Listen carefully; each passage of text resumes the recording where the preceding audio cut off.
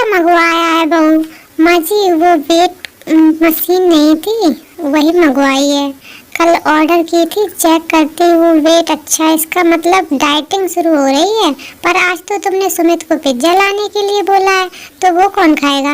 Mummy जी आज तो मैं पिज्जा खा लूंगी, वो तो कल से करूंगी डाइटिंग। अरे वाह रे, देखती हूँ 72 किलो वजन हो गया बहू, तुम्हें तो वजन कम करना चाहिए।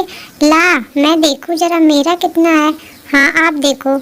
देख आपका तो सही है 57, मेरा तो वेट बहुत बढ़ गया है।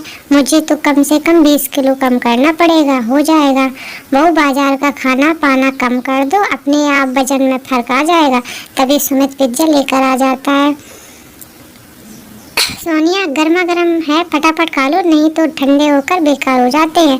अरे वेट मशीन ये कौन लाया? मैंने मंगवाई थी ऑनलाइन। सुमित तुम चेक करना अपना वेट कितना है तुम्हारा। मेरा शायद 70 किलो के आसपास है, मैंने अभी पिछले दिनों ही ऑफिस में चेक किया था। सुमित वेट मशीन पर खड़ा होता है। हाँ तुम्हारा 70 है, तुम्हारी हाइट के हिसाब से तो तुम्हारा सही है। मेरा बहुत ज़्यादा वेट है, मैं तो तुम्हारे बराबर की हूँ। बराबर नहीं बहू, सुमित के वजन से भी 2 किलो ज़्यादा है तुम्हारा। हाँ वही 72। सोनिया वजन तो तुम्हारा बहुत बढ़ गया है, मुझे लगता है तुम्हें अपने वजन को कंट्रोल करना चाहिए। बोल तो रही हूँ कल से कर लूँगी डाइटिंग। अब ये पिज्ज़ा खराब थोड़ी करना है, मंगाए तो खाऊंगी ना। इतने दिन में मन था पिज्ज़ा खाने का। सोनिया का तला हुआ और बाजार का जंक फूड खाने की आदत इतनी आसानी से नहीं छूटने वाली थी। उसने बोल तो दिया कि कल से करूँगी डाइटिंग, पर उसका अगला कल कब आना था यह तो आगे की कहानी देखकर ही पता चलेगा। कितने दिन से तेरे से नहीं मिली थी, सो इधर से जा रही हूँ तो तेरे से मिलती जाऊँ। और बता कैसी है? मैं बिल्कुल ठीक हूँ। अच्छा हुआ तू आ गई, क्या खाएगी पहले ये बता। मैं तो डाइटिंग पर हूँ, तो बस एक ग्रीन टी पीऊँगी। इतने दिनों बाद मेरे घर आई है, आज कोई डाइटिंग नहीं, आज के लिए छोड़ दे, कुछ बढ़िया से मंगाते हैं, दोनों सहेलियाँ मिलकर खाएंगे। चल ठीक है, तू कह रही है तो आज के लिए चीट कर लेती हूँ। वैसे मैं प्रॉपर डाइटिंग कर रही हूँ, मेरा पूरा डाइट प्लान बना हुआ है। अरे वेट मशीन हाँ कल ही मंगवाई है, सोच रही हूँ डाइटिंग थोड़ी शुरू कर दूँ, थोड़ी मोटी होती जा रही हूँ। तो चेक कर कितना वेट है तेरा। मेरा मैंने कल जिम में चेक किया था, शायद 52 है। हाँ वही 52-51 ही रहता है, इससे ज़्यादा मैं नहीं होने देती इतना। ठीक है, तेरा कितना है? मेरा मत पूछ, सुनकर घबरा जाएगी। वैसे तो पतली लग रही है, चेक कर, ज़्यादा थोड़ी होगा, पतली लग रही हूँ। हाँ कल से बाजार का कुछ खाया भी तो नहीं, चेक करती हूँ एक बार। सोनिया का वजन उतना ही था जितना 2 दिन पहले, 72 वेट है। सोनिया वेट तो बहुत ज़्यादा है, तुझे कम करना चाहिए। सोनिया डाइटिंग शुरू कर देती है, वरना ज़्यादा वजन की वजह से परेशानी हो जाएगी। हाँ कल से करूँगी ना डाइटिंग। उस दिन सोनिया ने अपनी सहेली के साथ मिलकर बाजार की बहुत सारी चीज़ें जैसे बर्गर, चाउमीन, मोमोज वगैरह खा लिए। सोनिया की सहेली तो प्रॉपर डाइटिंग करती थी, इसलिए उसने आज चीट डे के नाम पर खा लिया। पर सोनिया की वो डाइटिंग कब से शुरू होने वाली थी, जिसके बारे में सोनिया हर समय बोल रही थी कि कल से करूँगी डाइटिंग। सोनिया तुमने आज फिर बाजार का खा लिया, तुम तो बोल रही थी कि आज से डाइटिंग शुरू करोगी। क्या करूं सुमित, वर्षा बहुत टाइम से बाद आई थी, अब उसके लिए तो मंगवाना जरूरी था ना।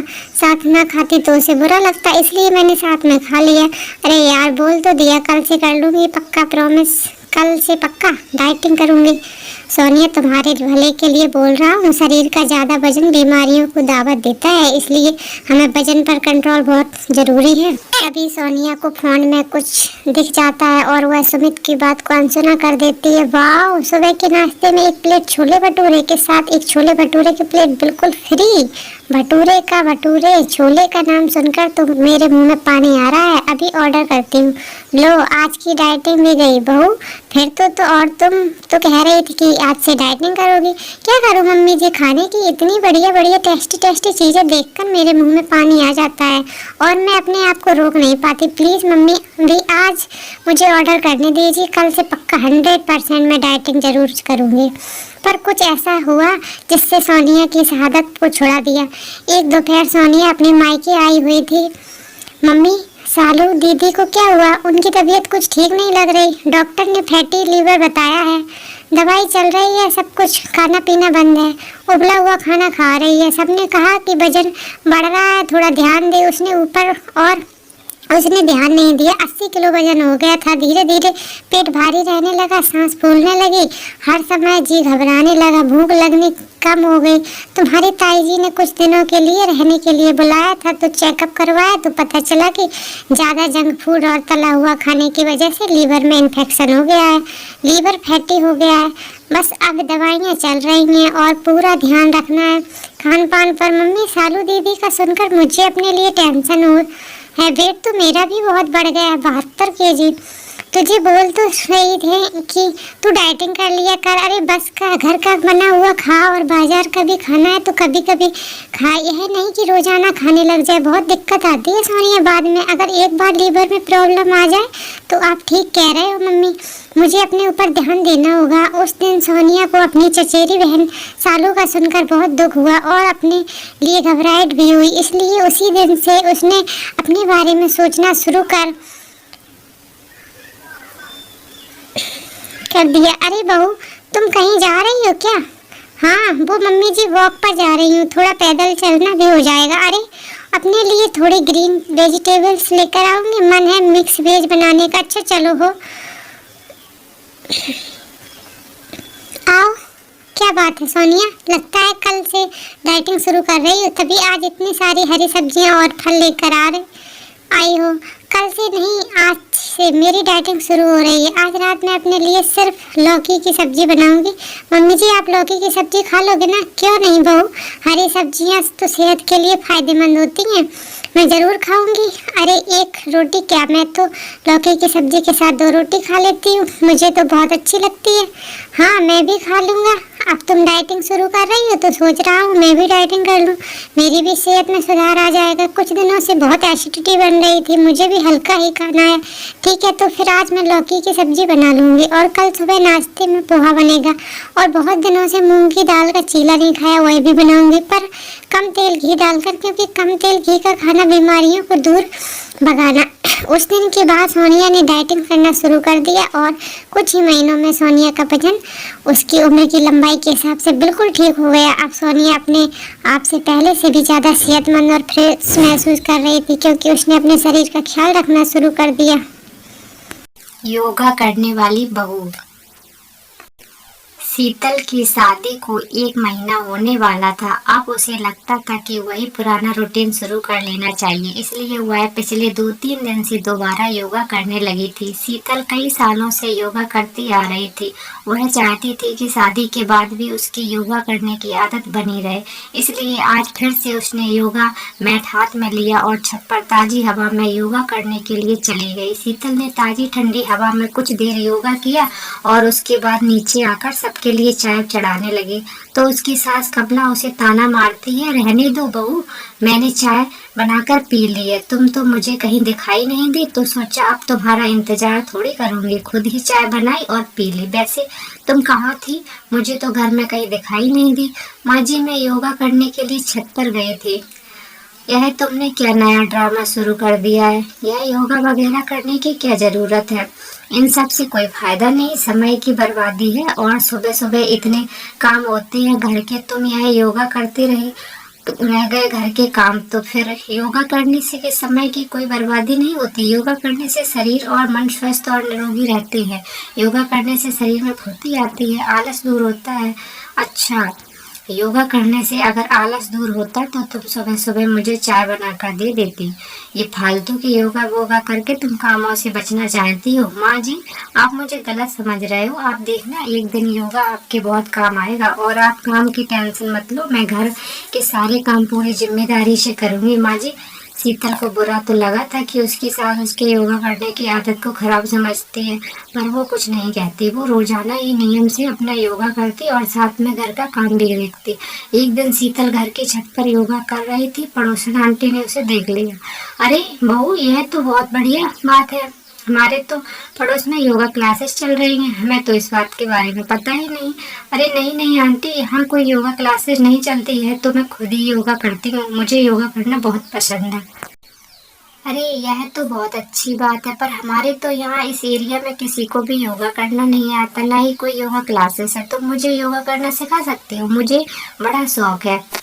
उम्र के साथ साथ शरीर बड़ा कमजोर हो गया है। मेरी बड़ी बहन जो मुंबई में रहती है वो तो रोजाना योगा क्लासेस जाती है। कई बार मुझे भी बोला है कि मैं भी योगा किया करूं, पर यहाँ आसपास मैंने कभी पूछा ही नहीं। जी आंटी, जरूर आप मेरे साथ रोजाना योगा करने के लिए छत पर आ जाया करो, मैं आपको सिखा दूंगी। ठीक है, पर ऐसे नहीं, तुम्हें मेरे से महीने की फीस लेनी होगी। कहते हैं बिना गुरु दक्षिणा दिए कोई भी शिक्षा ग्रहण नहीं करनी चाहिए। अब से तुम मेरी योगा गुरु बन जाओ। आंटी जी पर पैसे न, आंटी जी पैसे पर नहीं। नहीं आंटी जी, आप ऐसे ही सीख लो। बिल्कुल नहीं, तुम इतनी मेहनत करोगी, मुझे सिखाओगी। और भी तो लोग हैं पैसे लेते हैं ना, मैं ऐसे ही मुफ्त में नहीं सीखूंगी। और वैसे भी मुझे अब रोजाना ही योगा करना है। एक काम करते हैं, कल मैं तुम्हें महीने के पैसे एडवांस में दूंगी, उसके बाद तुम मुझे अच्छे से सिखाना। तभी एक पड़ोसन आंटी जो कपड़े सुखाने के लिए आई थी, उन्होंने सारी बातें सुन ली। अब वो भी योगा क्लासेस लेने के लिए बातें करने लगी। देखते ही देखते शीतल के पास 2 स्टूडेंट हो गए। शीतल बहुत खुश थी कि उसके योगा को ज्वाइन करने के लिए लोग कितने प्रेरित रहते हैं। धीरे धीरे आस पड़ोस की सभी औरतें रोजाना जल्दी उठकर शीतल की छत पर आ जाती। शीतल ने अब योगा बैच बना लिया। मोहल्ले की औरत शीतल की महीने की फीस भी देती थी। माँ, रवि भैया की भाभी के रंग में रंग गए हैं। भाभी तो पूरे मोहल्ले को योगा सिखाने लगी है। पहले तो सुबह सुबह इनकी क्लासेस होती थी, अब तो शाम को भी इनकी क्लासेस होने लगी है। माँ, भैया को कुछ बोलती क्यों नहीं हो? मैं क्या बोलूँ, मेरे बोलने से ये अपनी क्लासेस बंद थोड़ी कर देगी। हमने तो सोचा था कि घर में बहू आएगी तो हमें थोड़ा आराम मिलेगा। इसने तो आते ही पूरे घर को योगा क्लास स्कूल बना दिया है। बात करते करते अचानक सास के पैरों में दर्द होने लगता है और वह दर्द बहुत ज्यादा बढ़ जाता है। क्या हुआ माँ, तुम एकदम से बैठ क्यों गई? पता नहीं बेटा, अचानक से पैरों में दर्द शुरू हो गया है। अब भयानक दर्द हो रहा है, बर्दाश्त नहीं हो रहा है। क्या हुआ माँ जी, क्या हुआ? आप पूछने आ रहे हो? वैसे तो आपका ध्यान माँ जी की तरफ होता ही कहाँ है, आप तो हर समय अपने योगा क्लासेस लेते रहते हो। माँ के पैरों में दर्द हो रहा है और आपको माँ की कोई चिंता नहीं है। आप तो इस घर की बहू लगते ही नहीं। पायल से ज्यादा हो रहा है, तुम अपनी भाभी से इस तरह बात कैसे कर सकती हो? चुप हो जा पायल, क्यों इतना बोल रही है? एक तो पहले ही मेरे पैरों में दर्द है, ऊपर से तू चिल्ला रही है। मेरे सिर में भी दर्द हो रहा है। मत बोल, छोड़ इसे। चल तू मेरे साथ डॉक्टर के पास चल बैठ, नहीं तो घर के काम कौन करेगा? माँ, मैं चल तो रहा हूँ, साथ में क्यों बात बढ़ा रही हूँ? मैं चलूँ क्या? रहने दो भाभी, हम आपको लेकर गए तो आपकी योगा क्लासेस रह जाएगी ना, आप वही लो जाकर। शीतल को ना जाने कितना कुछ सुनना पड़ रहा था, फिर भी कुछ नहीं बोली। शाम को जब उसकी सास डॉक्टर को दिखाकर लौटी तो पता चला डॉक्टर ने योगा करने की सलाह दी। रवि ने शीतल को यह बात बता दी थी, पर सास ने अभी कुछ नहीं बताया था। अगली सुबह जब पड़ोस की औरतें योगा क्लासेस लेकर घर जा रही थी तो उनमें से एक कमला से बोली, क्या बात है कमला बहन, सुना तुम्हारे घुटनों में बहुत दर्द होता है? कल हाँ हो तो गया था, अभी भी है, पता नहीं क्यों हो जाता है। अरे तुम्हारी तो घर में गंगा बहती है, फिर भी तुम हाथ में नहीं धोती हो। मेरा मतलब है तुम्हारे अपने ही घर में योगा टीचर मौजूद है तो तुम अपनी बहू के साथ योगा क्यों नहीं करती हो? तुम यकीन नहीं मानोगी, कुछ समय तक मेरी कमर में बहुत दर्द रहता था और जब से मैंने शीतल बहू के पास योगा की क्लासेस शुरू करी है तब से मेरी कमर में दर्द बिल्कुल खत्म हो गया है। मेरी मानो तो तुम बहू के साथ योगा करना शुरू कर दो, देखना कुछ ही दिनों में तुम फुर्ती से चलने फिरने लगोगी। एक काम करो, कल सुबह ही जब हम सब छत पर सीख रहे होंगे तो तुम भी आ जाना। पड़ोसन की बातें सुनकर कमला का भी मन योगा करने को हो रहा था, क्योंकि डॉक्टर ने भी उसे यही सलाह दी थी। तभी शीतल आती है। माँ जी, आंटी जी यही सही कह रही हैं, आपको मेरी बातों पर तो यकीन नहीं था, पर आपने आंटी के मुंह से सुन लिया ना योगा के कितने फायदे। अब आप मेरे साथ रोजाना थोड़ी थोड़ी देर योगा करने जरूर उठोगे, देखना आपको बहुत फर्क लगेगा। शाम को शीतल की ननद कॉलेज से आई तो उसने भी योगा सीखने की बात कही। भाभी, मुझे भी आपकी बहुत जरूरत है, मुझे कॉलेज में योगा डे पर कुछ योगा की एक्सरसाइज करके दिखानी है, क्या आप मेरी हेल्प करोगे? सॉरी, मैंने तो हमेशा आपको योगा के लिए कितना कुछ सुनाया है, आज मैं आपकी हेल्प मांग रही हूँ। कैसी बातें कर रही हो पायल, तुम मेरी छोटी बहन की तरह हो। मैंने तो कभी भी तुम्हारी बातों को दिल से नहीं लगाया। मैं तुम्हें सब कुछ सिखा भी दूंगी और समझा भी दूंगी। तुम भी माँ जी के साथ आराम पाकी के साथ मुझे ज्वाइन करना। शीतल का इतना अच्छा व्यवहार देखकर उसकी सास और ननद बहुत खुश होते हैं। अगले दिन से शीतल सबको योगा क्लासेस देने लगती है। शीतल की सास और ननद को भी योगा का महत्व समझ आ जाता है।